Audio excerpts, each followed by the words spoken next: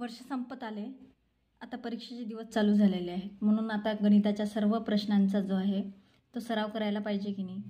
तर आज आपण जे आहे संकीर्ण प्रश्नसंग्रह 2 सोडवणार आहोत. तर पहिला प्रश्न जो आहे तो सरळ व्याजाचा दिलेला आहे. आपण सरळ व्याज शिकलेलो आहोत की एंजलने 15,000 रुपये दरसाल दरशेकडा 9 दराने काही वर्षासाठी बँकेत ठेवले. तिला मुदती अखेर 5,400 रुपये सरळ व्याज मिळाले, तर तिने किती वर्षासाठी रक्कम ठेवली असा आपल्याला प्रश्न आलेला आहे. मग आपल्याला याच्यातून की पॉईंट शोधायचे आहेत. 15,000 रुपये म्हणजेच मुद्दल, दर किती आहे 9%. किती वर्षासाठी, काही वर्षासाठी सांगितलेलं आहे, म्हणजे आता आपल्याला वर्ष क्लिअर झालेलं नाही आहे. तिला मुदती अखेर 5,400 रुपये सरळ व्याज मिळाले. मग सरळ व्याज पण लिहून घ्यायचं आणि काळ लिहायचं. आता आपल्याकडे सूत्र माहिती आहे आपल्याला की सरळ व्याज बरोबर, सांगा सगळेजण, त्याला आपण व म्हणतो. सरळ व्याज बरोबर म गुणेला द गुणेला क छेदामध्ये 100. मग आता हे सूत्र आपल्याला मिळाल्यावर आपण किमती त्याच्यामध्ये पुट करून घेऊया. सरळ व्याज आहे आपलं 5,400 रुपये बरोबर, मुद्दल आहे आपली 15,000, दर किती दिलेला आहे 9%. काढायचं काय आहे, काळ म्हणजे त्याला जसंच्या तसं ठेवायचा, छेदामध्ये 100. आता मग आपल्याला काढायचं काय आहे, तर काळ काढायचा आहे. काळाला आपण आपल्या हाताच्या डावीकडे घेऊन यायचं आहे क बरोबर, आणि या ठिकाणी जो आहे तो भागाकार आहे, म्हणून जे आहे ही संख्या आपल्याला इकडे छेदामध्ये न्यायची आहे. म्हणून 5,400 गुणेला 100 आणि वरचं अंशाचं पद जे आहे खाली होऊन जाईल 15,000 गुणेला 9. मग सगळ्यात पहिल्यांदा सोपी पद्धत करूया, आपण शून्य कट करून घेऊया. 2 शून्य कटले, या ठिकाणी 1 शून्य कटला. आता 9चा भाग जाईल, 9 1 9, 9 सख 54, 6चा भाग दिला, हा राहिलेला शून्य जो आहे आपण वरती लिहून घेऊया. मग आता 15चा भाग जाईल, 15 1 15, 15 चूक 60. मग काळ किती आला आपल्याजवळ, काळ बरोबर 4. म्हणून आपण लिहिणार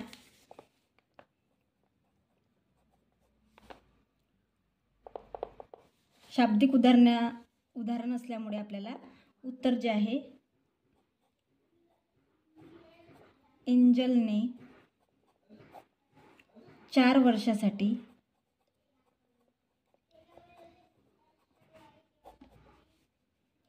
रक्कम बँकेत ठेवली.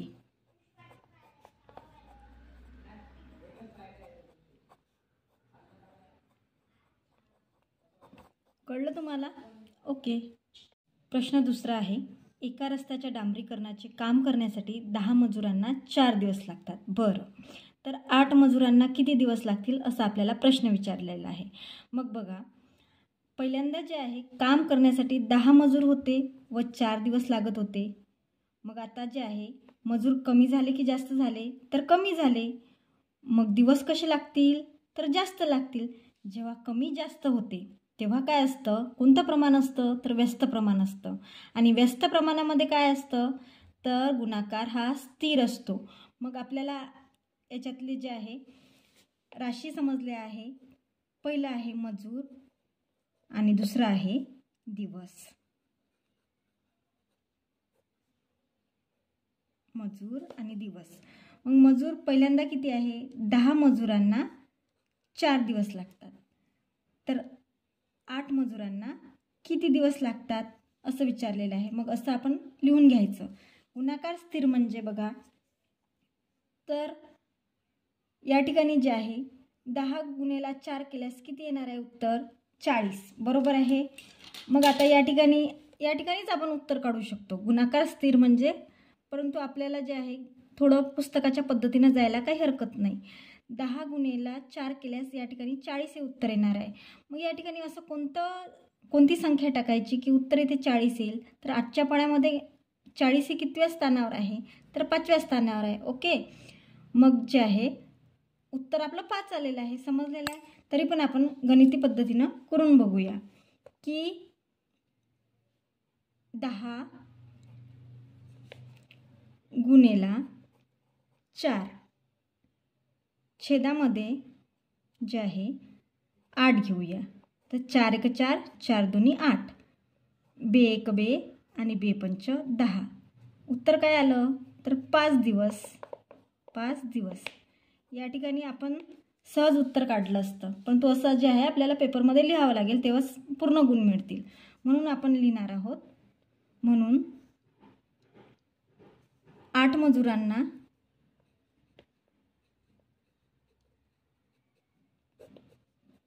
5 दिवस लागतील. आहे की नाही सोपं? तिसरा प्रश्न आहे, नसरुद्दीन व महेश यांनी प्रत्येकी 40,000 रुपये व 60,000 रुपये गुंतवून व्यवसाय चालू केला. या व्यवसायात त्यांना 30% नफा झाला, तर प्रत्येकाला किती नफा झालेला आहे असं विचारलेलं आहे. तर आता जे आहे नसरुद्दीन व महेश यांनी 40,000 आणि 60,000 गुंतवून व्यवसाय चालू केला, म्हणजे यांची किती रक्कम एकत्र झालेली आहे, तर 1 लाख किती झालेली आहे, 1 लाख. बरोबर की नाही? तुम्ही गणित करून बघा. मग या व्यवसायामध्ये त्यांना नफा झाला, किती टक्के नफा झाला, तर 30% नफा झाला. तर तो आपल्याला काढायचा आहे आणि प्रत्येकाला किती नफा वाटला जाईल तो पण आपल्याला समजून घ्यायचा आहे. मग आपण लिहून घेऊ. एकूण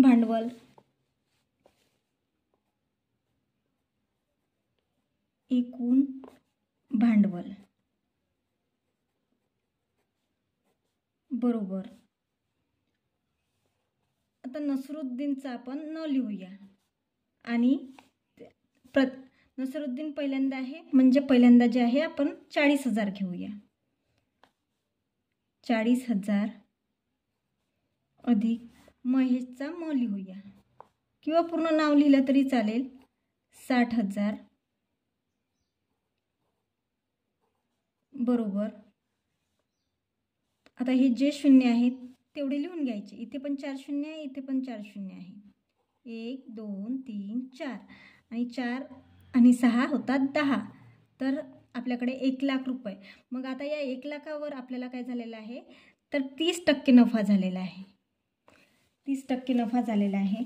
मग आपल्याला नफा काढायचा आहे. नफा बरोबर 1 लाख गुणेला 30/100. आता मग गणित सोपं करण्यासाठी जे आहे आपण काय करतो, शून्य कट करतो आणि या ठिकाणी किती शून्य राहिले, 4 शून्य आणि 3 1 3. 3 तर 30,000 रुपये नफा झालेला आहे. नफा बरोबर 30,000 रुपये.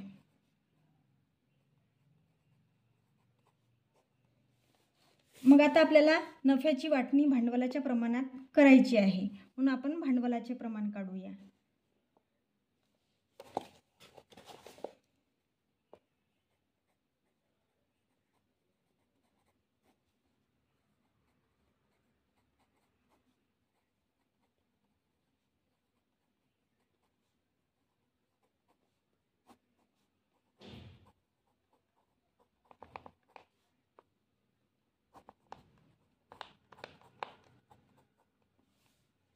म्हणून भांडवलाचे प्रमाण काढू.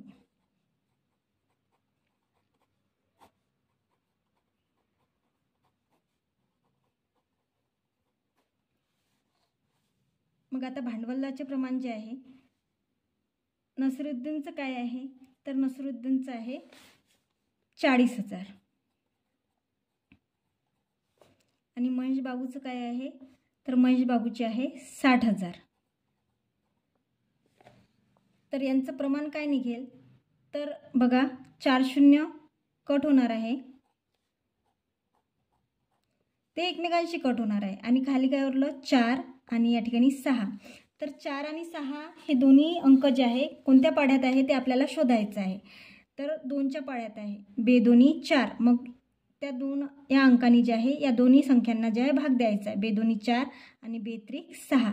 तर प्रमाण काय आलं आपलं? प्रमाण आलेलं आहे 2:3. मग अशीच आपल्याला वाटणी करायची आहे. असं नाही की आपल्याला 30,000 आहे, 30,000 नफा झालेला आहे तर 15,000 त्यांना वाटायचं आहे, असं नाही. त्यांचं प्रमाण जे आहे 2:3 होतं, म्हणून जे आहे आपण त्यांना 2:3 या प्रमाणात जे आहे नफा वाटून देऊया.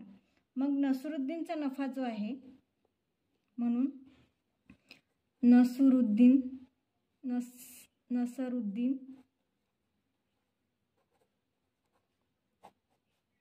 चा नफा बरोबर 2x आणि महेशचा नफा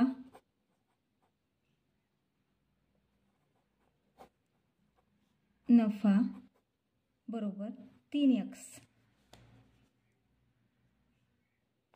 आता 2x अधिक 3x बरोबर 30,000. बरोबर आहे, 30,000 आपल्याला वाटायचे आहेत. मग जे आहे 2x अधिक 3x होतात 5x. आणि आता आपल्याला जो आहे या ठिकाणी ही गुणाकारात आहे, म्हणून आपल्याला 30,000ला भाग द्यायचा आहे, कारण की त्यांचं प्रमाण काढायचं आहे. मग 5 × 30. तर या ठिकाणी किती आलेले आहे? x बरोबर 6,000. म्हणून आपण लिहूया नसरुद्दीनचा नफा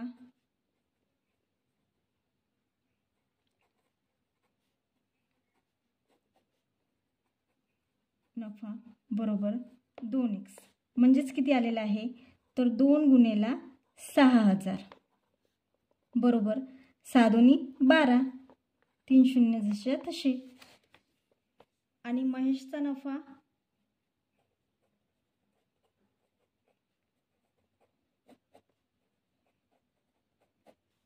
बरोबर 3x बरोबर 3 × 6,000 18,000. मग उत्तर लिहिणार आहोत आपण. उत्तर बरोबर नसरुद्दीनचा नफा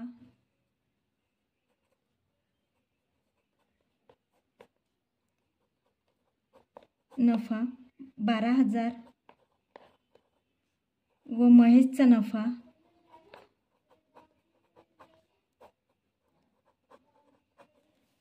18,000 असेल किंवा त्यांना मिळाला. ओके. प्रश्न 4 आहे. एका वर्तुळाचा व्यास 5.6 सेंटीमीटर आहे, तर त्याचा परीघ काढा असं सांगितलेलं आहे. आता परीघ म्हणजे तुम्हाला माहिती आहे काय आहे? तर परीघ म्हणजे वर्तुळाची कडा असते, बरोबर. तर हा जो वर्तुळ आहे त्या या कडेचं आपल्याला माप काढायचं आहे आणि त्यांनी दिलेला आहे आपल्याला व्यासाचा माप दिलेला आहे. तर व्यास म्हणजे काय?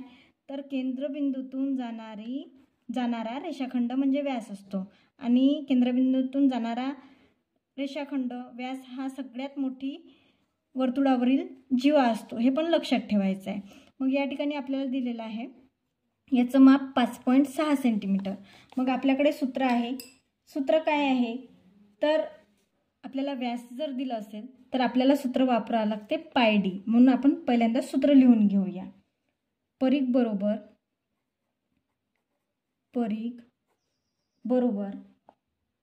πd. मग या ठिकाणी आपल्याला पायची किंमत माहिती आहे किती घ्यायची आहे? तर 22/7 आणि डीची किंमत किती दिलेली आहे? तर 5.6. मग 7 किती होते? 7 × 7 7 56. आणि आता 22 × 8 करायचं आहे आपल्याला. 22 × 8 किती होईल? तर 8 × 2 = 16. हातचाला 1, 8 × 2 = 16 आणि 1 = 17. 176 सेंटीमीटर आपलं उत्तर येईल. म्हणून वर्तुळाचा परीघ बरोबर 17.6 सेंटीमीटर। प्रश्न 5 आहे, विस्तार करा। प्रश्न पहिला आहे 2a वजा 3b कंसाचा वर्ग। तर हा प्रश्न अतिशय सोपा आहे, कारण की आत्ताच आपण बैजिक सूत्रे व वर्गविस्ताराचा अभ्यास केलेला आहे, तर हे आपल्या डोक्यातून बाहेर गेलेलं नसेल। म्हणून जे आहे आता आपल्याला कोणत्या सूत्राचा वापर करायचा आहे, तर पहिल्यांदा आपण चिन्ह बघितलं आणि चिन्ह काय म्हणते आपल्याला, मी वजाबाकी आहे। तर मग वजाबाकीचं जे आहे आपल्याला ab वर्ग बरोबर a वर्ग वजा 2ab अधिक b वर्ग हा जो आहे सूत्र वापरावं लागेल। मग या ठिकाणी आपल्याला जे आहे ज्या किमती दिलेल्या आहेत ते आपल्या सूत्रामध्ये टाकून घेऊया। तर किमती आहे आपल्याला a काय समजायचं, तर पहिला पद, b काय समजायचं दुसरं पद, हे मी तुम्हाला सांगितलं होतं। 2a वर्ग वजा 2 गुणेला 2a गुणेला 3b अधिक b वर्ग म्हणजे 3b। चला तुम्हाला समजण्यासाठी जे आहे मी इथे या ठिकाणी वेगळ्या रंगाने जे आहे लिहून घेते की a बरोबर 2a आणि b बरोबर 3b। ओके, मग आपण जे आहे पहिली संख्या जी आपल्याला आहे संख्या दिलेली आहे, त्यामुळे आपण काय करणार आहोत त्याचा वर्ग, 2चा वर्ग किती होतो तर 4। मग a जसाच्या तसा, कारण की a चा 2 वेळा गुणाकार जर केला आपण तर a वर्गच येईल वजा 2चा, आता सर्व संख्यांचा काय करायचं आहे आपल्याला गुणाकार, 2 गुणेला 2 किती होतात 4, 4 गुणेला 3 किती होतात, 4चा पाडा 3 पर्यंत, 4 त्रिक 12। मग या ठिकाणी आपल्याला जे आहे चलांचा गुणाकार केला असता त्याचा जो गुणाकार होतो तो ab होतो, अधिक 3चा वर्ग किती होतो तर 3चा वर्ग 3 त्रिक 9 b वर्ग। तर हे आलेलं आहे आपलं उत्तर। म्हणून जे आहे आपण लिहिणार आहोत 2a वजा 3b वर्ग बरोबर 4a वर्ग वजा 12ab अधिक 9b वर्ग। ओके, दुसरं उदाहरण आहे 10 अधिक y वर्ग कंस पूर्ण y वर्ग। मग आता या ठिकाणी जे आहे a बरोबर काय आहे तर a बरोबर आपण 10 घेऊया पहिलं पद, b बरोबर काय घेणार आहोत y घेणार आहोत। ठीक आहे, मग जे आहे आपल्याला कोणत्या सूत्राचा वापर करायचा आहे, तर या ठिकाणी अधिकचं चिन्ह आहे, म्हणजे आपण सूत्राचा वापर करणार आहोत a अधिक b कंसाचा वर्ग बरोबर a वर्ग अधिक 2ab अधिक b वर्ग। या दोघांमध्ये जे आहे जास्त फरक नसतो। या ठिकाणी जर बेरीज असली तर सर्वांमध्ये जे आहे वर्गविस्तारामध्ये जे आहे बेरीज येईल। या ठिकाणी वजाबाकी असली तर पहिल्या पदामध्ये जे आहे पहिल्या पदांच्या मध्ये वजाबाकी करायची, नंतर बेरीज करायची। ठीक आहे, एवढं लक्षात ठेवलं तरी झालं। मग आपण जे आहे किमती टाकून घेऊया, a 10चा वर्ग अधिक 2 गुणेला 10 गुणेला y अधिक b म्हणजे yचा वर्ग, मग 10चा वर्ग किती 100, 100, 2 गुणेला 10 बरोबर 20, 10 दुनी 20 आणि हा y गुणेला y 20y अधिक y वर्ग। ठीक आहे, तर आता जे आहे म्हणून लिहिणार आहोत, म्हणून 10 अधिक y वर्ग याचा जो वर्गविस्तार होणार आहे 100 अधिक 20y अधिक y वर्ग। ठीक आहे, आता तिसरं उदाहरण सोडवूया।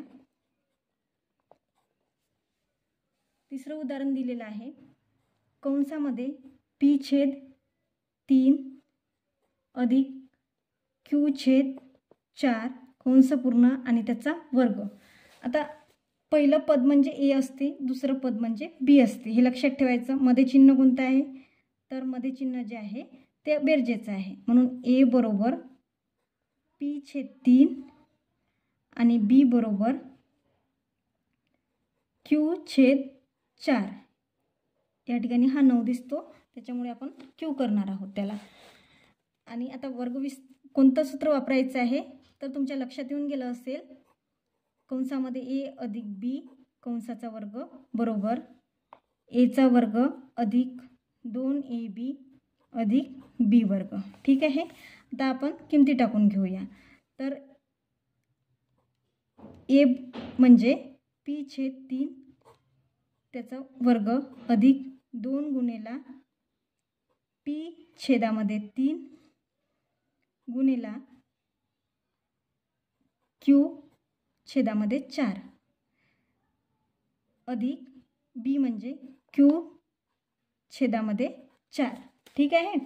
तर आता आपल्याला पीचा वर्ग काय होईल, तर पीचा वर्ग पी वर्ग होईल, छेदामध्ये जे आहे 3 त्रिक 9 अधिक या ठिकाणी गुणाकार आहे त्याच्यामुळे पहिल्यांदा आपण बघून घेऊया गुणाकारात कोणाची कोणासोबत काटाकाटी होते का. तर होते बघा, यांची 2ची जी आहे तर 4शी काटाकाटी होणार आहे. बे दोन्ही 4.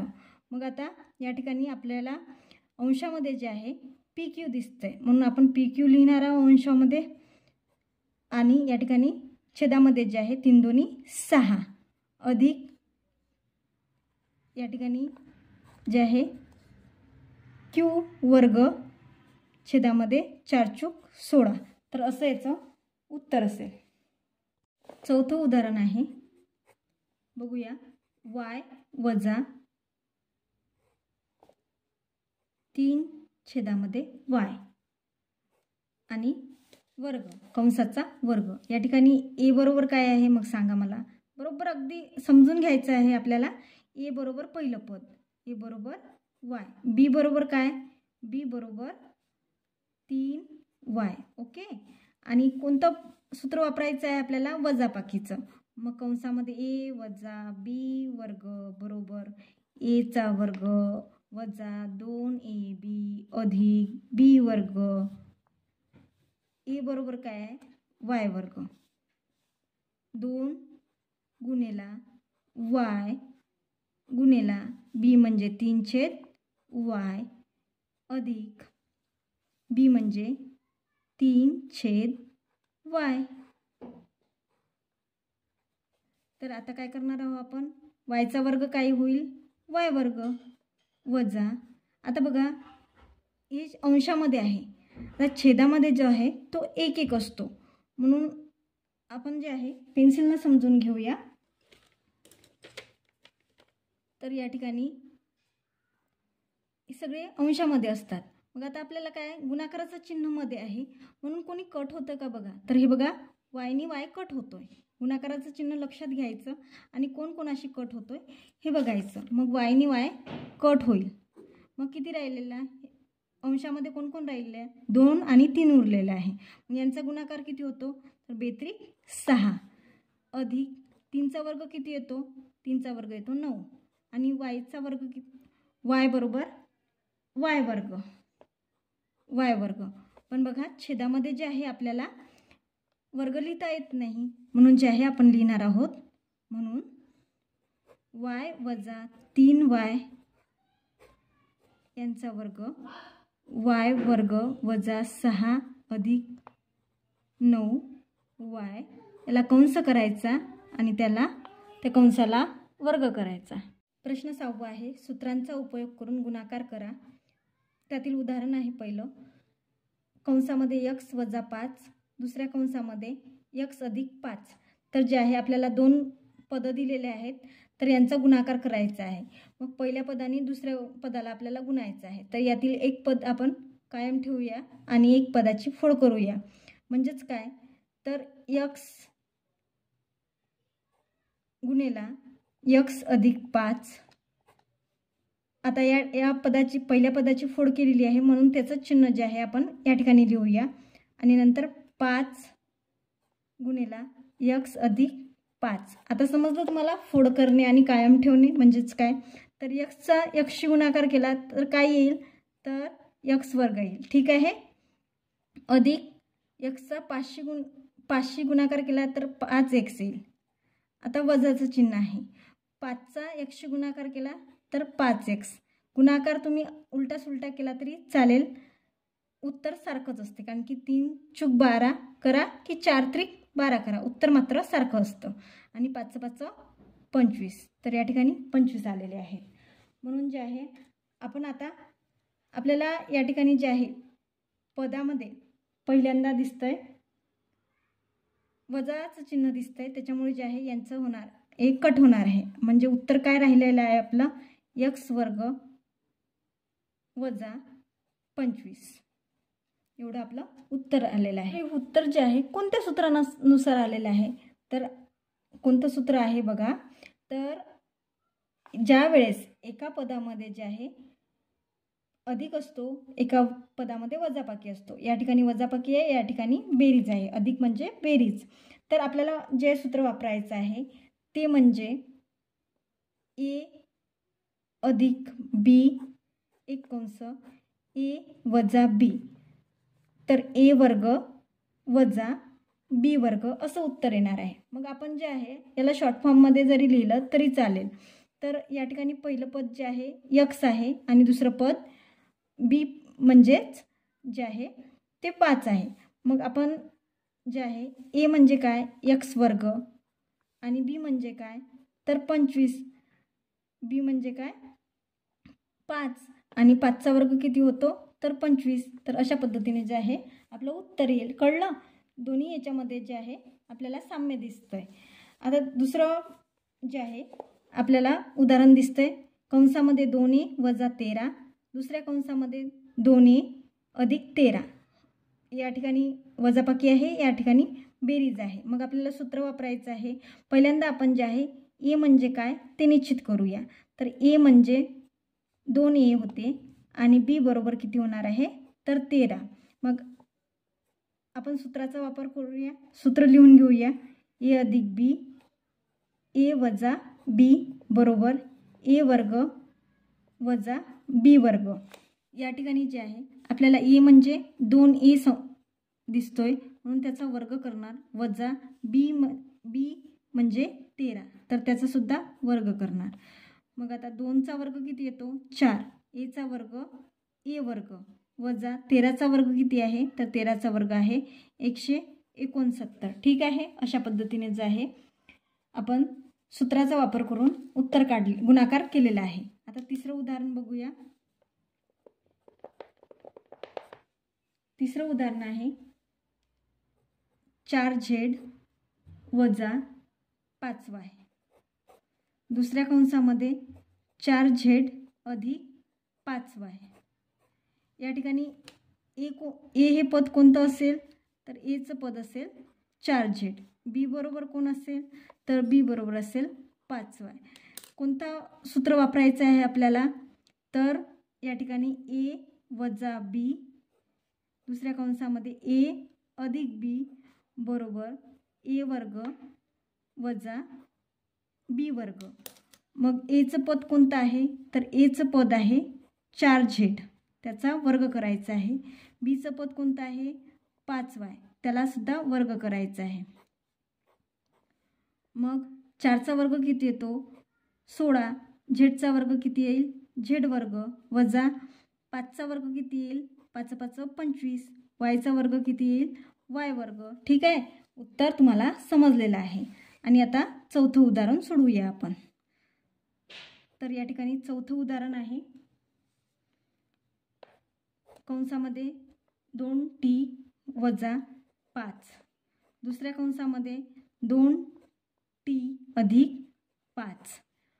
तुम्हाला समजलं असेल ए बरोबर काय आहे पहिलं पद 2t, बी बरोबर काय आहे 5.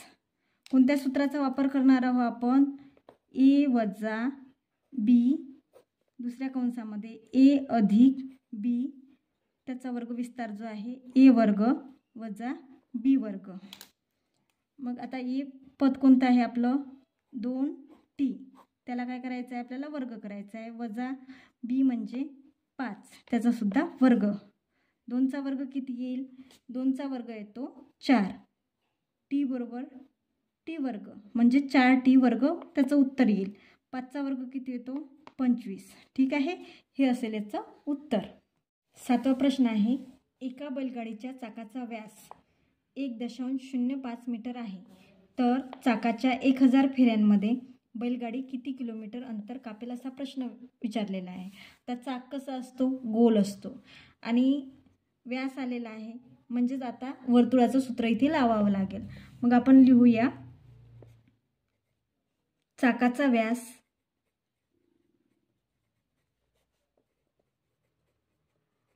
बरोबर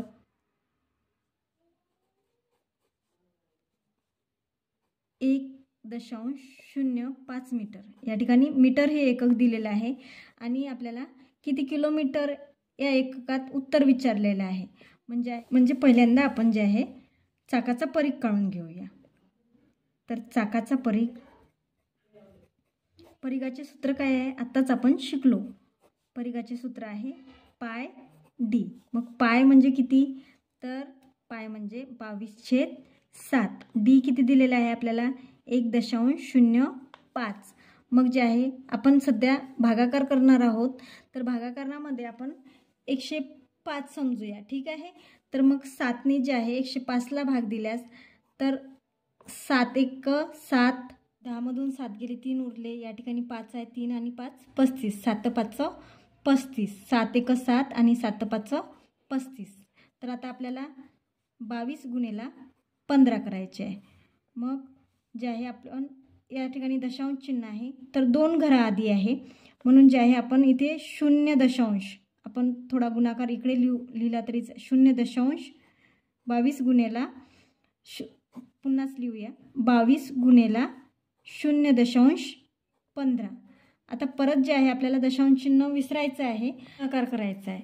मग आता जे आहे आपण 15ने 22ला गुणूया, कारण की 15चा पाडा सोपा आहे.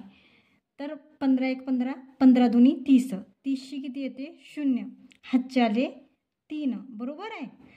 15 2 30, 30 आणि 3 किती होतात, 30 आणि 3 होतात 33. मग या ठिकाणी आपण 33 लिहिणार आहोत.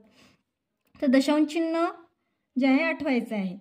तर दशांश चिन्ह किती घराच्या आधी आहे, तर 2 घराच्या आधी. मग यांच्यामध्ये जे आहे 2 घरांच्या आधी आपल्याला दशांश चिन्ह देऊन द्यायचं आहे. तर जे आहे मग आता दशांश चिन्हानंतरचा 0 जो आहे तो काही कामाचा नसते. म्हणजे जे आहे 3.3 मीटर आपलं उत्तर आलेलं आहे. आता उत्तर कशामध्ये आलेलं आहे, आपलं मीटरमध्ये आलेलं आहे आणि आपल्याला विचारलं कशामध्ये आहे, किलोमीटरमध्ये. तर आता चाकाचे म्हणून आपण लिहिणार आहोत की बैलगाडीच्या चाकाने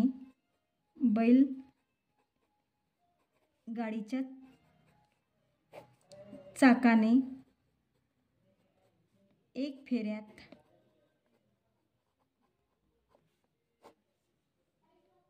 कापलेले अंतर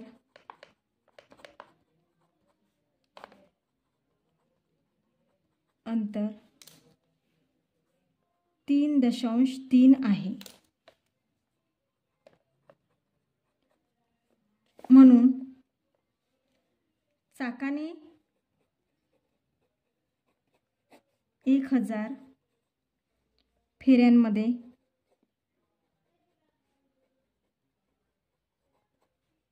कापलेले अंतर किती असेल,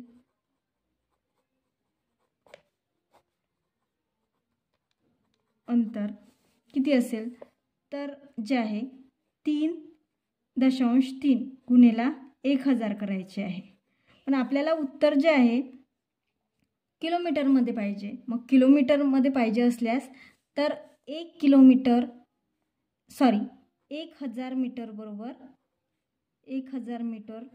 बरोबर 1 किलोमीटर होते. ठीक आहे. म्हणून जे आहे आपल्याला जे आहे 1000 आणि जे आहे भागायचं आहे. 3.3 गुणेला 1000 भागेला 1000. ठीक आहे. तर या ठिकाणी काय कट होणार आहे, 1000 कट होणार आहे. मग आपल्याजवळ उत्तर किती आलेलं आहे, 3.3 किलोमीटर.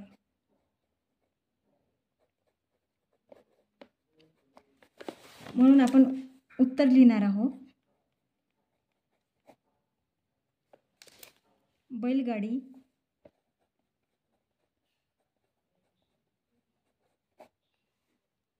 तीन किलोमीटर अंतर कापेल.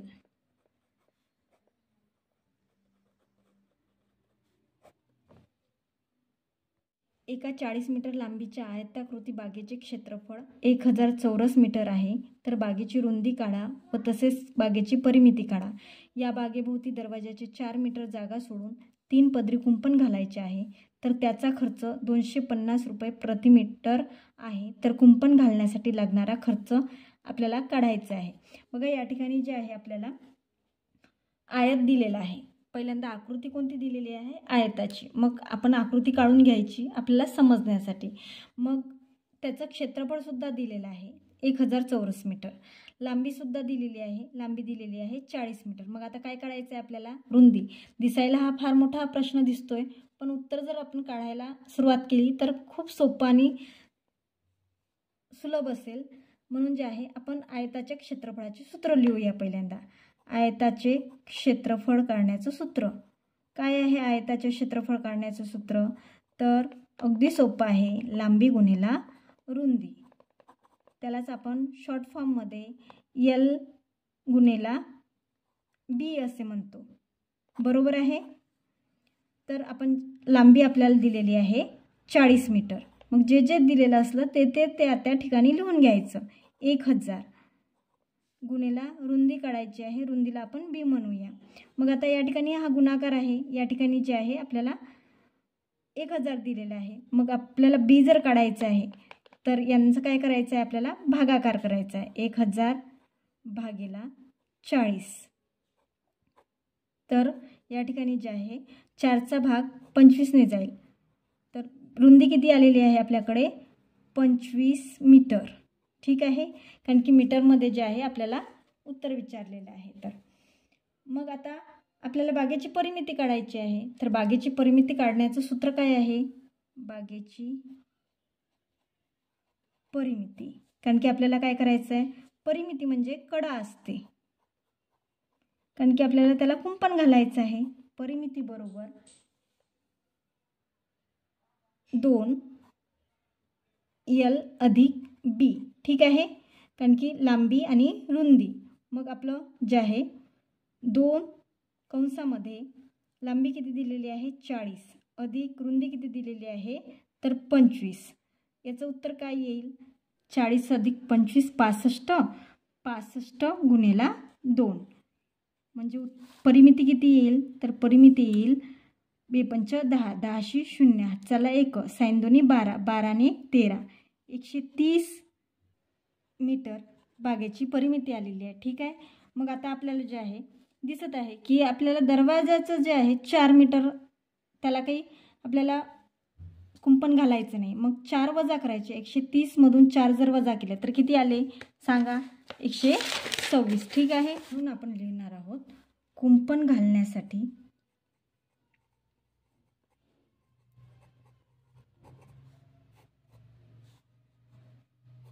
बागेची परिमिती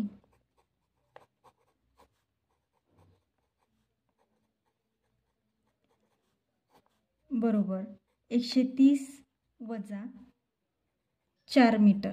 कारण की ही 4 मीटर जी आहे दरवाजाची लांबी आहे. मग 130 मधून जे आहे 126 मीटर आपल्याला जे आहे बागेची परिमिती मिळालेली आहे. मग आपल्याला किती पदरी कुंपण घालायचं आहे? तर 3 पदरी कुंपण घालायचं आहे. 3 पदरी कुंपण घालण्यासाठी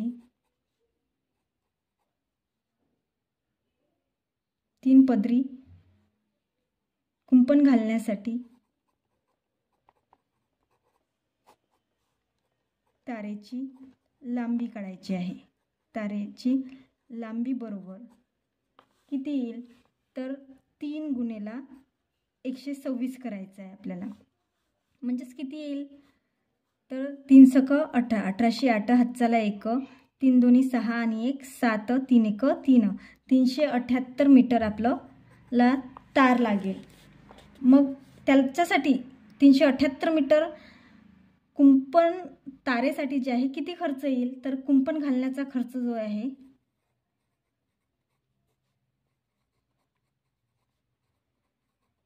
घालण्याचा खर्च हा गुणाकार करावा लागेल. 378 गुणेला 250. तर आता गुणाकार फार सोपा आहे. तुम्ही 0 विसरून जा आणि 25ने जे आहे गुणाकार करा. 25 8 200. तर जे आहे आपल्याला काय लिहायचं आहे, हा 0 पहिल्यांदा लिहून घेऊया.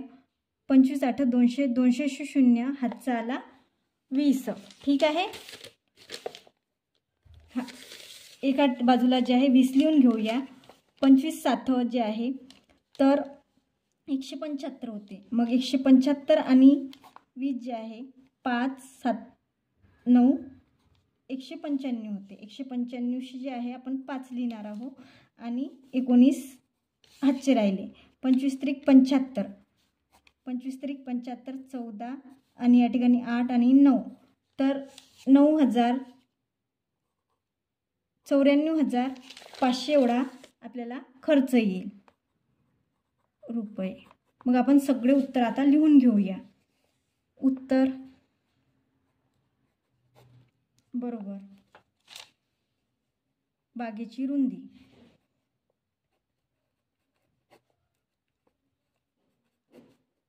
किती आलेली आहे 25 मीटर. बागेची परिमिती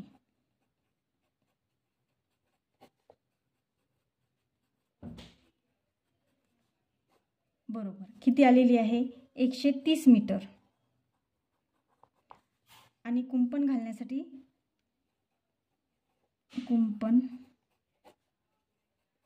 घालण्यासाठी लागणारा खर्च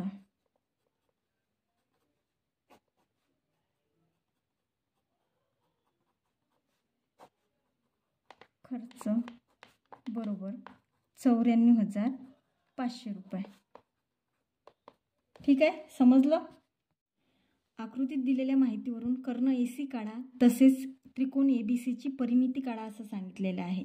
तर कर्ण AC आपल्याला सांगितलेलं आहे या ठिकाणी. तर जे आहे त्यांचं माप आपल्याला काढायचं. तर या ठिकाणी ABC हा काटकोन आहे आणि काटकोनासाठी पायथागोरसचा सिद्धांत आपल्याला वापरायचा आहे. म्हणून आपण लिहिणार आहोत त्रिकोण ABC मध्ये B बरोबर 90 अंश म्हणून पायथागोरसच्या प्रमेयानुसार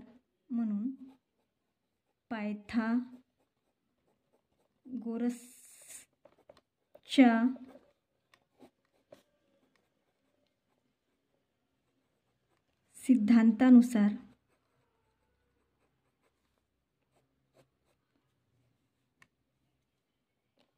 कर्ण चा वर्ग बरोबर पायाचा वर्ग अधिक उंचीचा वर्ग. हे सूत्र आपण पाठच करायचं आहे. तर कर्ण कोण दिलेला आहे आपल्याला AC, म्हणून ACचा वर्ग. पाया कोण आहे तर पाया आहे BC, म्हणून BCचा वर्ग अधिक उंची काय आहे, उंची आहे AB, म्हणून ABचा वर्ग. ठीक आहे. आता जे आहे ACची किंमत आपल्याला विचारलेली आहे म्हणून AC वर्ग जसाच्या तसा ठेवू. BCचं माप किती दिलेलं आहे 21 दिलेलं आहे. ठीक आहे, म्हणून 21चा वर्ग अधिक ABचं माप किती दिलेलं आहे तर 20 दिलेलं आहे म्हणून त्याचा सुद्धा वर्ग. तर ACचा वर्ग बरोबर 21चा वर्ग किती आहे तर 21चा वर्ग आहे 441 अधिक 20चा वर्ग किती आहे तर या ठिकाणी 1 शून्य आहे म्हणून आपण 2 शून्य लिहून घेऊया. आणि 2चा वर्ग किती आहे तर 4. 200. मी अनेकदा तुम्हाला जे आहे वर्ग काढण्याची पद्धत सांगितलेली आहे. आता इथे जर अजून सांगितली तर तो खूप मोठा व्हिडिओ होऊन जाईल. या दोघांची बेरीज जी आहे किती होईल तर 841. मग 841 आता आपल्याला 841 या ठिकाणी लिहायचं नाही आहे. तर आपल्याला ACचा वर्ग नाही पाहिजे, आपल्याला फक्त ACचं माप पाहिजे. मग आपण जे आहे AC हा वर्ग जो आहे या ठिकाणी वर्गमूळ होईल आणि 841 हे वर्गमुळात जाईल. मग आता जे आहे 841 कोणत्या संख्येचा वर्ग आहे हे आपण भागाकार अवयव पद्धतीने बघूया. तर आता या ठिकाणी जे आहे आपल्याला 2 गट करायचे आहे. पहिला गट 2चा करायचा आहे आणि दुसऱ्यांदा जेवढे संख्या उरतील तर एक संख्या उरत आहे म्हणून जे आहे आपण पहिल्यांदा आता मला सांगा पहिली संख्या ही कोणत्या संख्येचा वर्ग आहे का? तर नाही. मग जे आहे आपण बेदोनी 4 आणि 3 त्रिक 9, तर 9 हा अंक मोठा होतो म्हणून जे आहे आपण 2चाच वर्ग देणार आहोत. बेदोनी 4, तर या ठिकाणी 4. 8 मधून 4 वजा झाले, किती राहिले? 4 राहिले. मग आता 441 इथे लिहून घेऊया आणि 2 अधिक 2 किती होतात? तर 2 अधिक 2 होतात 4. मग या ठिकाणी आता आपल्याला अशा संख्येनी जे आहे या ठिकाणी 4 आपल्याकडे ऑलरेडी आलेला आहे. आता या ठिकाणी जे आहे अशी संख्या ठेवायची आहे जेणेकरून हा गुणाकार आपल्याला मिळालाच पाहिजे. तर पहिल्यांदा आपण 1 ठेवून बघूया. 41 गुणेला 1, तर 41 गुणेला 1 जर आपण केला तर 1च येणार आहे उत्तर. म्हणजे हा जो आहे तर 9 9 81 हा सुद्धा एक जे आहे 9 ठेवून बघूया. 9 नी 9 9 81, या ठिकाणी 8 हातचाला आणि 9 चूक 36, 36 आणि 8 जे आहे ते 44 होतात. म्हणून या ठिकाणी जे आहे आपला 9 हा एकदम परफेक्ट बसेल. तर 441 वजा केल्यास या ठिकाणी 29चे डबल आहे. 9 दोन्ही 18, 1808 आणि या ठिकाणी 58, म्हणजे आपलं जे उत्तर 29 हे बरोबर आहे. म्हणून आपण AC बरोबर लिहिणार आहोत. AC बरोबर 29. ठीक आहे. आता आपल्याला त्रिकोणाची परिमिती काढायची आहे.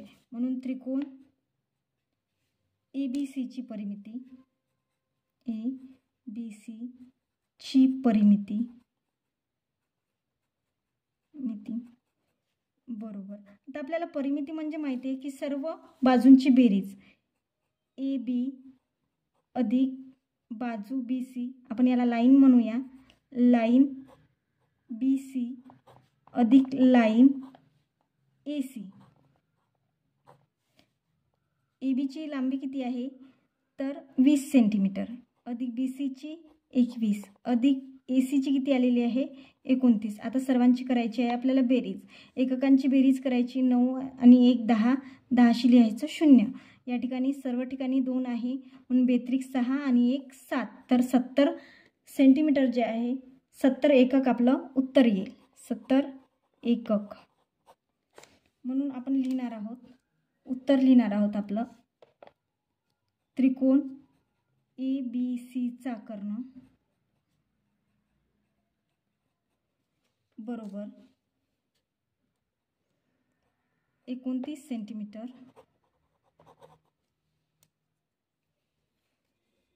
आणि त्रिकोण ABC ची परिमिती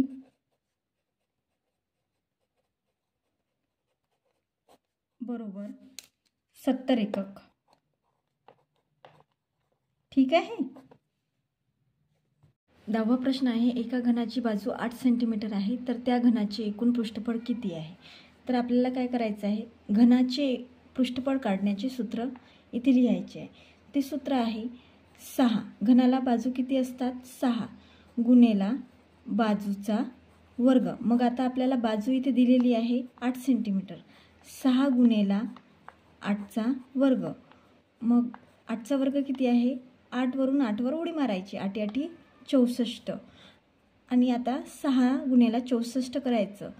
तर 6 चूक 24, 24शी 4, 24चे 4 हातचे आले 2 आणि 6 6 36 आणि 2 38. तर 384 जे आहे आपल्या 384 चौरस सेंटीमीटर हे घनाचे पृष्ठफळ असेल. म्हणून आपण उत्तर लिहिणार आहोत की घनाचे एकूण पृष्ठफळ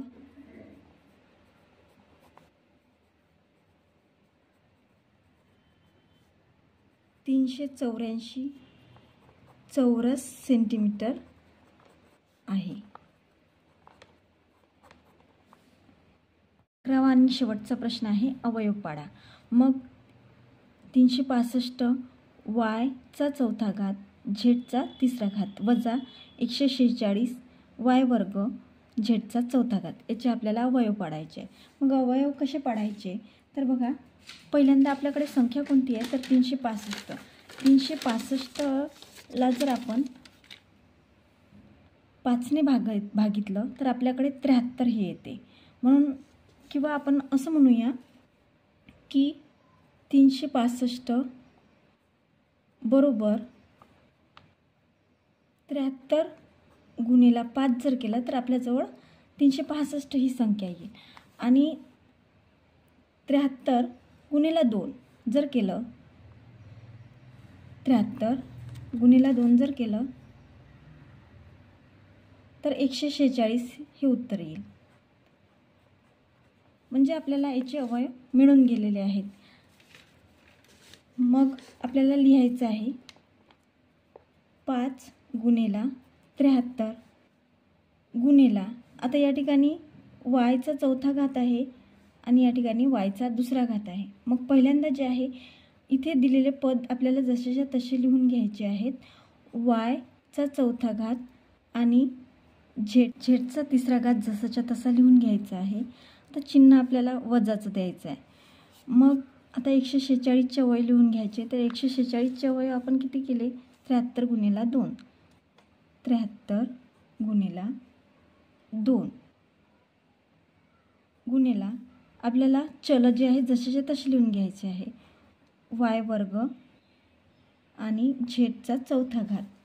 आता या ठिकाणी जे आहे आपल्याला कॉमन काय आहे ते काढायचं आहे बाहेर. कॉमन आता याच्यात आपल्याला दिसत आहे 73, मग तो आपल्याला बाहेर काढायचा आहे. 73 आपण बाहेर काढलेला आहे. आणि नंतर जर आपण वायचा चौथा घात आणि वायचा दुसरा घात इथे आपल्याला दिसतोय, मग आपण फक्त वाय वर्ग केलं तर वाय वर्ग आणि झेडचा तिसरा घात, बघा झेडचा तिसरा घात कंसामध्ये आपण लिहू शकतो 5 वायचा वर्ग वजा 2 झेड कंस पूर्ण. म्हणजेच आपण उत्तर याचं लिहू शकतो. उत्तर बरोबर 73 वाय वर्ग झेडचा तिसरा घात.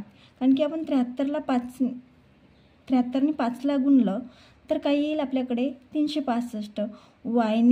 वायला गुणलं तर चौथा घात, नंतर झेडनी जर या ठिकाणी गुणलं तर झेडचा तिसरा घात. आता 73 वाय वर्ग झेडचा तिसरा घातनी आपण 2ला गुणूया. 73 दोन्ही 146. वाय जसंच्या वायचा वाय वर्ग इथे येईल आणि झेडचा चौथा घात इथे आलं. लक्षात तुम्हाला कसं काढलं तर आपण उत्तर. म्हणून जे आहे आपण उत्तर लिहून घेऊया परत. वर्ग कंसामध्ये 5 वाय वर्ग वजा 2 झेड. ओके. या ठिकाणी आपल्याला बहुपर्यायी प्रश्न दिलेले आहेत. तर आता हे तुम्ही सोडवायचे आहेत. खालील प्रश्नांना पर्यायी उत्तरे दिली आहेत. त्या उत्तरांपैकी योग्य पर्याय निवडा असं सांगितलेलं आहे. या ठिकाणी आपल्याला संख्या दिलेल्या आहेत 33, 34, 35, x 37, 38, 39 या संख्यांची सरासरी 36 आहे. तर x ची किंमत किती? या ठिकाणी आपण जर निरीक्षण केलं तर सर्व संख्या हे कशा आहे तर क्रमागत आहे. म्हणजे 33 नंतर 34 येते, 34 नंतर 35 येते. तर अशा जर तुम्हाला संख्या दिल्या तर काय करायच्या, त्यांच्या मध्यभागी असणारी संख्या बघायची. आता या ठिकाणी x ही मध्यभागी असल्यामुळे जी आहे 35 नंतर येणारी संख्या किती आहे तर 36, हीच त्या संख्येची सरासरी असते. नंतर दुसरा प्रश्न दिलेला आहे 61 वर्ग वजा 51 वर्ग ही वर्गसंख्यांची वजाबाकी या ठिकाणी काय येते.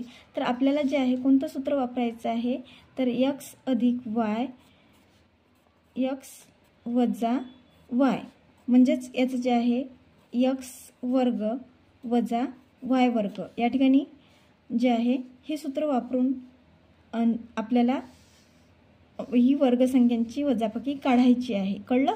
नंतर तिसरा प्रश्न दिलेला आहे 2600 म्हणजे 2600 रुपयाची 8:5 प्रमाणात समीर व सुनीता या दोघांमध्ये वाटणी केली तर प्रत्येकाच्या वाट्याला किती रुपये येतील असं विचारलेलं आहे. आता हे तोंडी प्रश्न आहे. तोंडी उत्तर आपल्याला काढता येईल. आता 8:5 प्रमाणात 2600 रुपयांची जी आहे वाटणी करायची आहे. मग काय करायचं, यांच्या वाटणींचा काय करायची बेरीज. 8 अधिक 5 किती होते 13. तर 13नी जे आहे आपण 13x इथे येईल. तर 13नी आपण 2600ला 2600ला जर भागितलं तर 13 दुनी 26 आणि 200 रुपये आपली x बरोबर 200 किंमत येईल. मग आता 200नी जे आहे 8ला गुणायचं आणि 200नी 5ला गुणायचं. काय येणार होतं 8 दुनी 16, 1600 आणि या ठिकाणी 200 गुणिले 5 बरोबर 1000. तर चौथ्या क्रमांकाचं उत्तर येईल. धन्यवाद.